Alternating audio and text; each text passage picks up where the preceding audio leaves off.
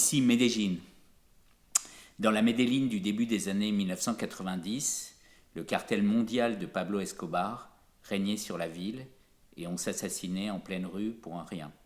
11 000 meurtres en 1991 dans une agglomération de 2 millions d'habitants. Les pouvoirs publics ont perdu le contrôle. C'est alors, dit-on, la ville la plus violente du monde. En 2003, un candidat indépendant des partis traditionnels, un universitaire, Sergio Fajardo, est élu maire. Il lance la construction de télécabines entre les collines où se concentrent les comunas, les quartiers informels misérables où Escobar était comme un poisson dans l'eau, et le centre-ville, en voie de requalification grâce au récent métro. 15 ans plus tard, les 6 lignes de télécabines, appelées Metrocable, complétées par une série d'escaliers mécaniques et un tram, constituent le cœur d'un urbanisme social, c'est-à-dire à la fois participatif et tourné vers les plus démunis, et qui intègre aussi le logement, les équipements publics et les parcs. Et au même moment, le taux de criminalité est tombé en chute libre. Il y a eu moins de 400 homicides en 2021. Un miracle ? La paix civile par l'urbanisme ? Comment est-ce possible ?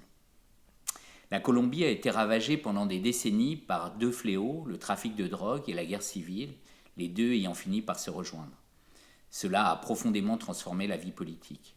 La répression a joué son rôle et la disparition d'Escobar change bien sûr l'ambiance. Dans les années 2010, un processus de paix improbable, entre une droite appuyée sur des milices meurtrières et des guérillas narco-gauchistes, a aussi contribué à détendre la vie sociale.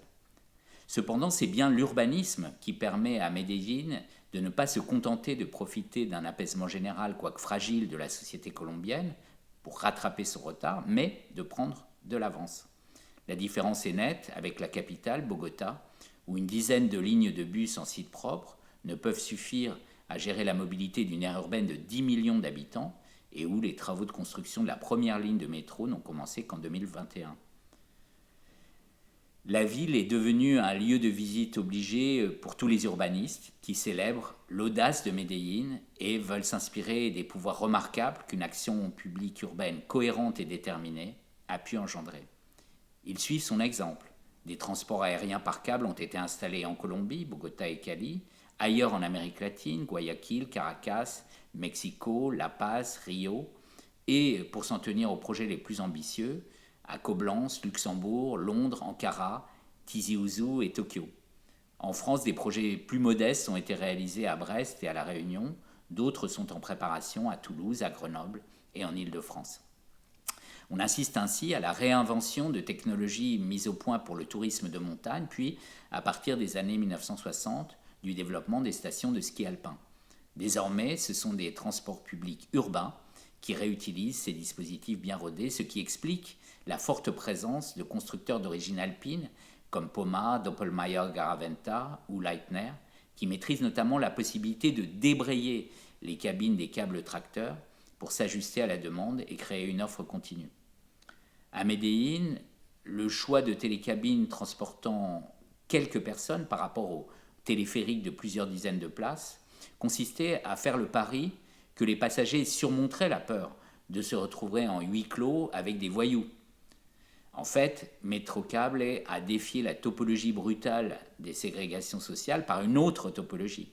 Des équipements de qualité ont été installés dans des quartiers pauvres et rendus accessibles par les airs aux habitants qui pouvaient s'inquiéter de devoir traverser des quartiers dont la réputation de coupe-gorge n'était plus à faire. Le pari a été gagné. Ces petites cabines ont inversé le cercle vicieux en cercle vertueux. Les comunas deviennent fréquentables et même attractives. Cette idée n'est pas totalement nouvelle, mais avec le câble, sa mise en œuvre coûte 10 fois moins cher que le métro et même 2 fois moins que le tram. Au total, c'est une stratégie spatiale inédite de conquête de nouveaux espaces pour l'urbanité que représentent les télécabines de Medellín. Cela ne marche pas à tous les coups. À Caracas, la violence déferle malgré le téléphérique, mais les raisons sont à chercher dans la descente aux enfers que le régime de Chavez Maduro inflige à son pays. Au Brésil, une alliance de fait regroupant les gangs des favelas, la partie de la population qui vit dans leur ombre et certaines composantes de la gauche qui ne veulent pas toucher au ghetto, et elle s'oppose, cette alliance, au désenclavement et ne rend pas les choses faciles, surtout dans un immense quartier comme celui du Complexo do Alemão. Cela permet de comprendre en retour que ce qui a permis le miracle de Medellín est d'abord une configuration politique improbable, dans laquelle l'opposition radicale entre les riches, porteurs encore aujourd'hui d'une culture coloniale, du refus du partage et de la sécession, et les pauvres, tentés eux aussi par une sécession symétrique, s'est trouvée suspendue par un niveau de violence qui mettait en danger l'existence même de la société. L'urbanisme, c'est d'abord un dialogue entre tous les acteurs qui font la ville et parmi eux, au premier chef, ses habitants. Ce dialogue exige la paix civile, mais il contribue aussi à la construire. À bientôt, dans un ailleurs qui sera aussi un ici.